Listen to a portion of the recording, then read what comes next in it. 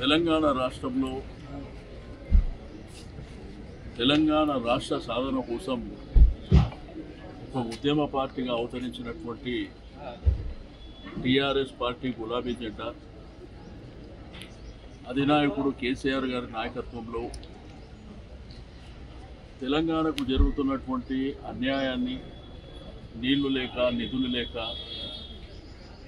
Current లేక రైతాంగం అంతా బాధపడుతున్నటువంటి సందర్భంలో స్వరాష్ట్రం రావాలి, స్వయం పాలన జరగాలనేటువంటి ఏకైక నినాదంతో 2001లో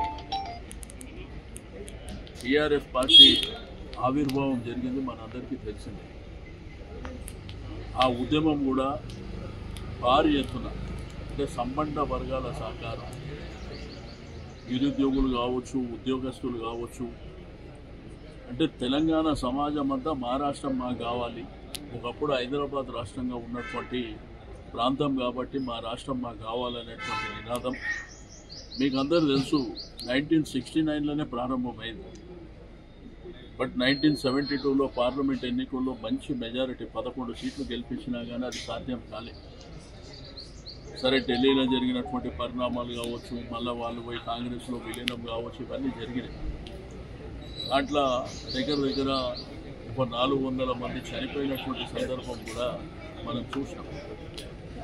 అయితే మలిదశ ఉద్యమం అనేది కేసీఆర్ గారి నాయకత్వంలో పెద్ద ఎత్తున ఒక ఉప్పెనలాగా రాష్ట్రం అంతా కదిలొచ్చి మా రాష్ట్రం మాకు కావాలనేటువంటి పోరాటం, ఉద్యమం జరిగినటువంటి దరిమిల ఆ తర్వాత జరిగిన పరిణామాలలో అప్పుడున్నటువంటి యూపీఏ ప్రభుత్వం, కాంగ్రెస్ ప్రభుత్వం మళ్ళీ ఇస్తామని చెప్పి అనౌన్స్ చేసిన తర్వాత మళ్ళీ మోసం చేసినటువంటి దరిమిల కేసీఆర్ గారు అమరణ నిరాహార దీక్ష చేయడం, దాంట్లో వారి ప్రాణానికే ప్రమాదం వచ్చినటువంటి సందర్భం ఆ తర్వాత నిమ్స్ హాస్పిటల్లో మనం అందరం చూసిందే. తెలంగాణ రాష్ట్రం సాధించుకోవడం, 2014 ఒక రాష్ట్రంగా ఏర్పడడం, ఒక ఉద్యమ నాయకుడు ఈ రాష్ట్రానికి ముఖ్యమంత్రిగా 10 సంవత్సరాల కాలం పనిచేసినటువంటి చరిత్ర, ఆ తర్వాత బ్రహ్మాండంగా నీళ్లు కానీ, నిధులు కానీ, ఇరిగేషన్ ప్రాజెక్టులు కానీ, కరెంటు కానీ, ప్రజలందరూ సంతోషంగా ఉండే విధంగా అన్ని కార్యక్రమాలు, ఎన్నో వైపున అభివృద్ధి కార్యక్రమాలు, అంటే ఈ దేశానికే ఒక ఆదర్శ రాష్ట్రంగా రెవెన్యూలో కూడా నంబర్ 1 స్థాయిలోకి వెళ్ళినటువంటి రాష్ట్రం. కాబట్టి మా రజతోత్సవం అనేది 25 సంవత్సరాలు జరుపుకుంటున్నటువంటి ఈ బ్రహ్మాండమైనటువంటి పండుగ, గులాబీ పండుగ, ఇది టీఆర్ఎస్ పార్టీదే కాదు, గులాబీ సైనికులే కదా కాదు, తెలంగాణ సమాజానికి సంబంధించిన పండుగ, తెలంగాణ ప్రజలకు సంబంధించినటువంటి పండుగ, ప్రతి ఇంటిని కదిలించేటువంటి పండుగ. కాబట్టి దయచేసి అందరినీ రావాల్సిందిగా మేము ఆహ్వానిస్తూ ఉన్నాం. మా నియోజకవర్గం నుంచి కూడా భారీ ఎత్తున బయలుదేరడానికి ఇప్పటికే సన్నాహాలన్నీ జరిగినాయి. రేపు కూడా విజిట్ చేయడానికి వెళ్తున్నాం. కాబట్టి ప్రజలు కూడా మీరు దయచేసి, ఎందుకంటే 2014 నుంచి 23 వరకు జరిగిన పరిపాలన చూసాం. ఇప్పుడు వచ్చిన కాంగ్రెస్ ప్రభుత్వ పరిపాలన కూడా మీరు చూస్తున్నారు.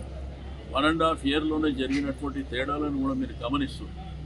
ఎందుకంటే ఒక స్థాయికి, ఆకాశానికి ఎదిగినటువంటి రాష్ట్రాన్ని 1.5 సంవత్సరంలోనే మళ్ళా నేలకు వచ్చే విధంగా చేసినటువంటి సందర్భాన్ని కూడా మనం చూస్తున్నాం.